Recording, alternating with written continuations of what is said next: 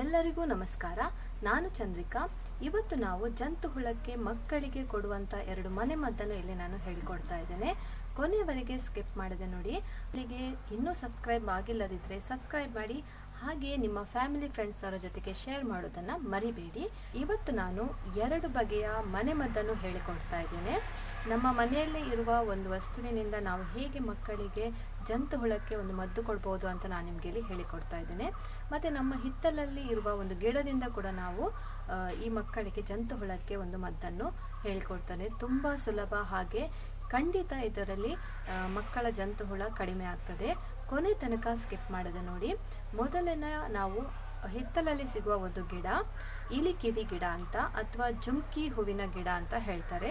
ಇದನ್ನು ಬಳಸಿ ನಾನೀಗ ಒಂದು ಮನೆಮದ್ದನ್ನು ಹೇಳಿಕೊಡ್ತಾ ಇದ್ದೇನೆ. ಆಮೇಲೆ ಇನ್ನೊಂದು ನಾನು ಹಾಲು ಮತ್ತು ಬೆಳ್ಳುಳ್ಳಿಯನ್ನು ಬಳಸಿ 2ನೇ ಮನೆಮದ್ದನ್ನು ಕೂಡ ನಿಮಗೆ ಹೇಳಿಕೊಡ್ತಾ ಇದ್ದೇನೆ. ಕೊನೆ ತನಕ ನೋಡಿ. ಮೊದಲಿನ ಮನೆಮದ್ದನ್ನು ಹೇಗೆ ಮಾಡೋದು ಅಂತ ನೋಡೋಣ.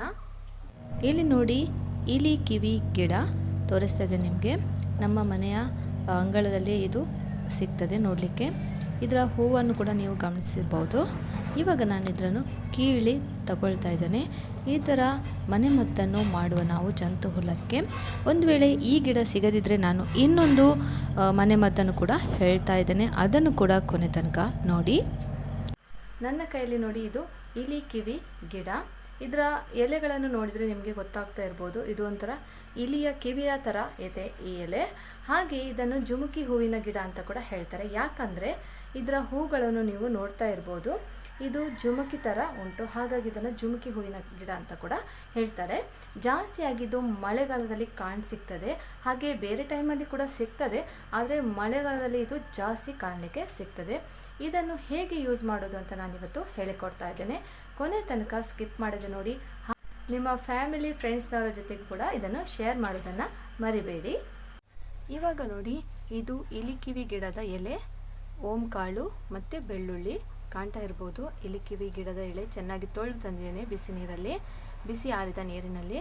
ಆಮೇಲೆ ಓಂ ಕಾಳು 1/4 ಚಮಚದಷ್ಟು ಮತ್ತು 1 ಬೆಳ್ಳುಳ್ಳಿ ಎಸಲನ್ನು ತಗೊಂಡಿದ್ದೇನೆ.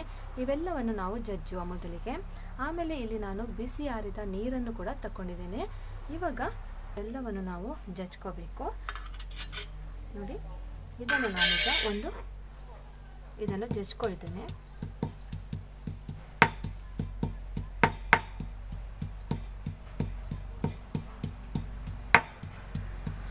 ಇದನ್ನು ನಾವು ಚೆನ್ನಾಗಿ ಜಜ್ಕೋಬೇಕು. ಇವಾಗ ನೋಡಿ, ಇದು ಕುಟ್ಟಿ ಆಯಿತು.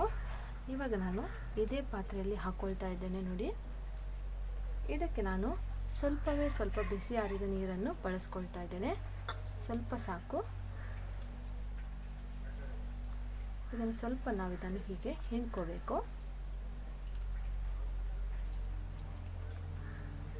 ನೋಡಿ. ಇದರ ನೀರು ನೋಡಿ ಹೀಗೆ ಬರ್ತದೆ.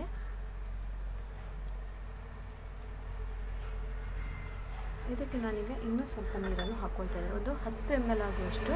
ದೊಡ್ಡ ಮಕ್ಕಳಿಗಾದರೆ 10 ml, ಸಣ್ಣ ಮಕ್ಕಳಿಗಾದರೆ 5 ml ಸಾಕು. ನೋಡಿ ಎಷ್ಟು ಆಯಿತು. ಇದನ್ನೀಗ ನಾವು ಸೋಸಿಕೊಳ್ಬೇಕು. ಇವಾಗ ನೋಡಿ, ಇದನ್ನು ನಾನು ಸೋಸ್ಕೊಳ್ತಾ ಇದ್ದೇನೆ.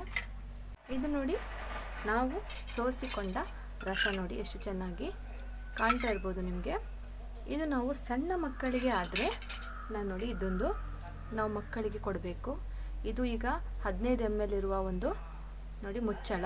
ಇದರಲ್ಲಿ ಹೇಗೆ ಕೊಡೋದು ಅಂತ ನಾನು ನಿಮಗೆ ಹೇಳಿಕೊಡ್ತೇನೆ. ನನ್ನ ಕೈಯಲ್ಲಿ ಈಗ ನೀವು ಕಾಣ್ತಾ ಇರ್ಬೋದು, ಇಲಿ ಕಿವಿ ಗಿಡದ ರಸವನ್ನು ಕಾಣ್ತಾ ಇರ್ಬೋದು. ಇದನ್ನು ಸಣ್ಣ ಮಕ್ಕಳಿಗಾದರೆ 5 ml ಅಷ್ಟು ಕೊಡಿ. ಅದಕ್ಕಿಂತ ಸಣ್ಣ ಮಕ್ಕಳು ಅಂದರೆ 5 ವರ್ಷದ ಕೆಳಗಿನ ಮಕ್ಕಳಿಗಾದರೆ 5 ml ಅಷ್ಟು ಸಾಕು. ಅದಕ್ಕಿಂತ ದೊಡ್ಡ ಮಕ್ಕಳಿಗಾದರೆ ಇದು ಪೂರ್ತಿಯಾಗಿ ಕೊಡ್ಬೋದು, 15 ml ಅಷ್ಟು ಉಂಟು. ಇದನ್ನು ಕೊಡೋದು ಹೇಗೆ ಅಂತ ಹೇಳಿದರೆ, ಬೆಳಗ್ಗೆ ಖಾಲಿ ಹೊಟ್ಟೆಯಲ್ಲಿ ಕೊಟ್ಟರೆ ತುಂಬ ಒಳ್ಳೆ ಪರಿಣಾಮಕಾರಿ ಇದು ಮದ್ದು. ಯಾಕಂತ ಹೇಳಿದರೆ, ಖಾಲಿ ಹೊಟ್ಟೆಯಲ್ಲಿ ಕೊಟ್ಟರೆ ಜಂತು ಹುಳ ಖಂಡಿತ ಕಮ್ಮಿ ಆಗ್ತದೆ. 3 ದಿನ ನೀವು ಈ ರಸವನ್ನು ಬಿಡದೆ ಕೊಡಬೇಕು. ಹಾಗೆಯೇ ಒಂದು ವೇಳೆ ನೀವು ಬೆಳಗ್ಗೆ ಮಕ್ಕಳಿಗೆ ತಿಂದಾದ ತಕ್ಷಣ ಈ ಜಂತು ಹುಳದ ಸಮಸ್ಯೆ ಕಾಣಿಸಿಕೊಂಡಿತು ಅಂತ ಹೇಳಿದರೆ ತೊಂದರೆ ಇಲ್ಲ, ಇದನ್ನು ಕೊಡಬಹುದು. ಏನು ಒಳ್ಳೆ ಪರಿಣಾಮನೇ ಕೊಡ್ತದೆ. ಹಾಗೆ ಮತ್ತು ಇದರಿಂದ ಏನು ಲಾಭ ಅಂತ ಹೇಳಿದರೆ, ಇದರಲ್ಲಿ ಯಾವುದೇ ಸೈಡ್ ಎಫೆಕ್ಟ್ಸ್ ಕೂಡ ಇಲ್ಲ. ನಾವು ಬಳಸಿದ್ದು ಬೆಳ್ಳುಳ್ಳಿ ಮತ್ತು ಓಂ ಕಾಳು ಮತ್ತು ಇದು ಗಿಡದ ರಸವನ್ನು ಅಂದರೆ ಎಲೆಯ ರಸವನ್ನು. ಇದರ ಹೂವು ಕೂಡ ತುಂಬ ಒಂದು ಉತ್ತಮಕಾರಿ, ಅಂದರೆ ಮನೆಮದ್ದು. ಹಲ್ಲು ನೋವಿದ್ರೆ ಇದರ ಹೂವನ್ನು ನಾವು ಹಲ್ಲಿನಲ್ಲಿ ಇಟ್ಟರೆ ಕೂಡ ಇದು ಹಲ್ಲು ನೋವು ಕೂಡ ಕಮ್ಮಿ ಆಗ್ತದೆ. ಮಳೆಗಾಲದಲ್ಲಿ ಮಾತ್ರ ಈ ಗಿಡ ಕಾಣಲಿಕ್ಕೆ ಸಿಗ್ತದೆ. ಖಂಡಿತ ಈ ಗಿಡ ಸಿಕ್ಕಿದ್ರೆ ನೀವು ಬಿಡಬೇಡಿ, ಇದರದ್ದು ತುಂಬ ಒಂದು ಉಪಯೋಗ ಉಂಟು.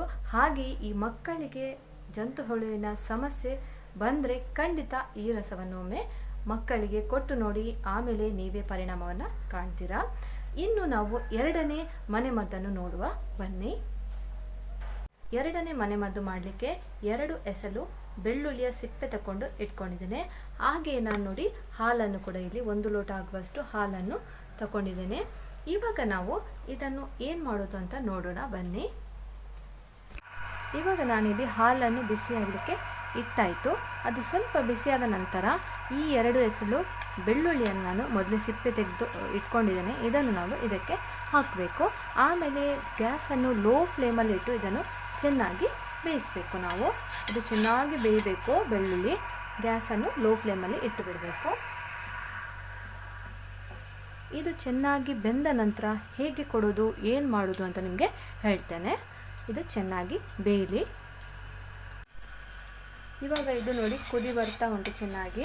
ಆಮೇಲೆ ಇದರಲ್ಲಿ ಬೆಳ್ಳುಳ್ಳಿ ನೋಡಿ ಹೀಗೆ ಬೆಂದಿದೆ. ಇದು ಚೆನ್ನಾಗಿ ಬೇಯಬೇಕು. ಇದು ಬೆಂದ ನಂತರ ಇದನ್ನು ನಾವು ಬೆಳ್ಳುಳ್ಳಿಯನ್ನು ಚೆನ್ನಾಗಿ ಹೀಗೆ ಹೆಚ್ಕೋಬೇಕು ಅಥವಾ ಚೆನ್ನಾಗಿ ಸ್ಮ್ಯಾಶ್ ಮಾಡಬೇಕು. ನಾವು 1 ಗ್ಲಾಸ್ ಆಗುವಷ್ಟು ಹಾಲನ್ನು ಇಲ್ಲಿ ಸ್ವಲ್ಪ ನೀರು ಹಾಕಿ ಇಟ್ಟಿದ್ದೇವೆ. ಅದು 1/4 ಗ್ಲಾಸ್ ಆಗುವಷ್ಟು ಆಗಬೇಕು. ಅಂದರೆ ಇದು ಚೆನ್ನಾಗಿ ಬೇಯಬೇಕು ಬೆಳ್ಳುಳ್ಳಿ. ಆಮೇಲೆ ಇದನ್ನು ನಾವು ಗ್ಯಾಸ್ ಬಂದ್ ಮಾಡಬೇಕು. ನೋಡಿ ಈಗ ಇನ್ನು ಸ್ವಲ್ಪ ಹೊತ್ತಿದು ಬೇಯಲಿ. ಇವಾಗ ನೋಡಿ ಇದು ಚೆನ್ನಾಗಿ ಬೆಂದಿದೆ. ಇವಾಗ ನಾವು ಇದನ್ನು ಗ್ಯಾಸನ್ನು ಬಂದ್ ಮಾಡುವ. ಆಮೇಲೆ ಇದನ್ನು ನಾವು ಚೆನ್ನಾಗಿ ಹೀಗೆ ಸ್ಮ್ಯಾಶ್ ಮಾಡಬೇಕು.